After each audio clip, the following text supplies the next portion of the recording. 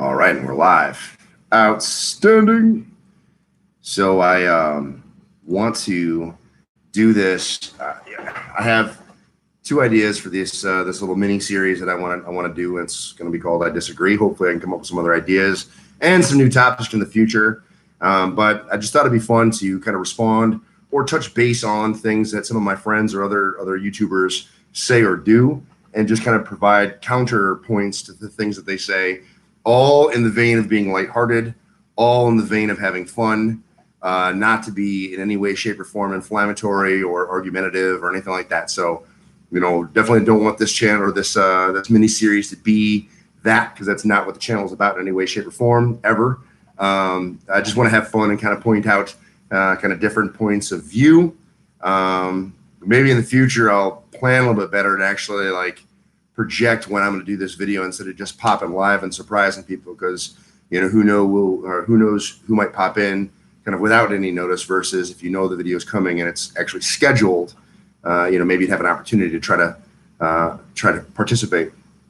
So kind of the idea, the nexus of this is, I watch a lot of YouTube myself. In fact, predominantly as my form of entertainment, YouTube is really, the only form of kind of media that I consume. I don't watch TV. I'm not really into soap operas at all. But I do watch a lot of YouTube, and I watch a lot of different kind of YouTubers and different content, because I think there's a lot of interesting stuff out there. Some of the stuff that I watch isn't necessarily, people that I'm super into. But some of the people I watch, I like watching because they do different things and seeing how people do different things. Some of the people I watch, I consider friends. And in this case, I consider Brandon Campbell Diamond a friend. And he made a kind of a series of videos, or at least one video, where he was talking about all plates matter. And I wanted to go in on the topic and talk about all plates matter, because do they? At any rate, so the topic of Brandon's video was, he was talking about the lowly, unsung 35-pound plate, and saying that 35-pound plate matters, and it's an important, addition to the gym. And I disagree. I think that the 35-pound plate is superfluous. And, if you guys are familiar with the word superfluous, it means unnecessary, especially by means of excess, right? And so I think that with a 35-pound plate, it is an unnecessary addition to the gym, especially when taken into consideration for the military member, right? Because if you guys know, especially if you're military or have any familiarity with military, we move around a lot. And when we move, the weight that we have matters. And it can come down to matters of, kind of nickel and diming the poundage. And so as you gain rank and seniority, you're allotted more and more weight, because you're going to accumulate things as you kind of, age. But every pound does matter. And so when you're talking about, moving kids' beds and bikes and toys and household items and all these things, every pound matters. And so I wanted to provide kind of an example of how every pound matters. So if we're talking about the 35-pound plate, and then the 35-pound plate matters in the idea of the, that hashtag all plates matter. If you were to try to get up to a 135-pound bench, and you were using, 35-pound plate and not 35-pound plate, you might do this in a matter of, say, you do 25s on each side, and whatever, bench with 25s, and then maybe you'd make that jump to the 35s. So you take the 25s off and the 35s on, and you might do a couple sets with those 35s, and then to get to the 135, you take the 35s off and then the 45s on. So in the maneuvering of those plates, you would have moved 105 pounds each on each side, right? So a total of 205 pounds of weight in order to maneuver those plates on and then maneuver those plates off. If we forego the 35-pound plate and instead add in a 10, like normal folks, we get the 25-pound plate on, the 10-pound plate on, the 10-pound plate off, right, along with the 25, and those 45s on. And now we've moved a total of 90 pounds each, 180 pounds.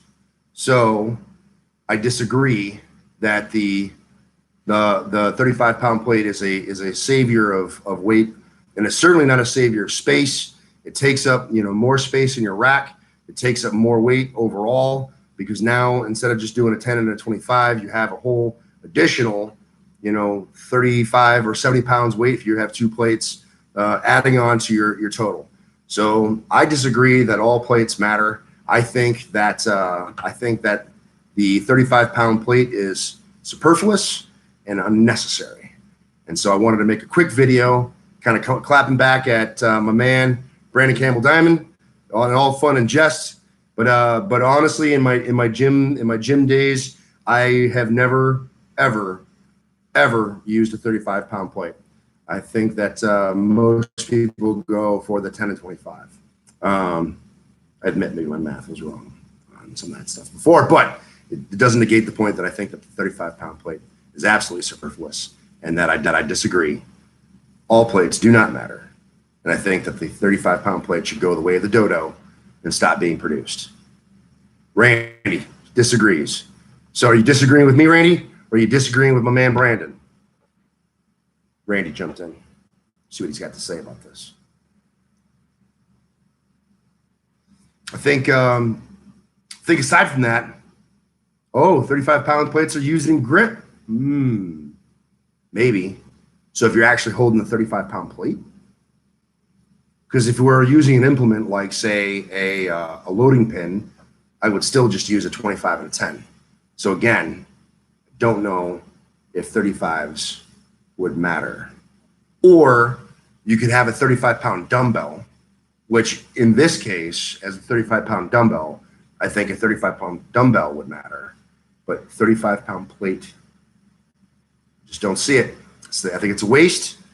I think it's an excess expenditure and money and space.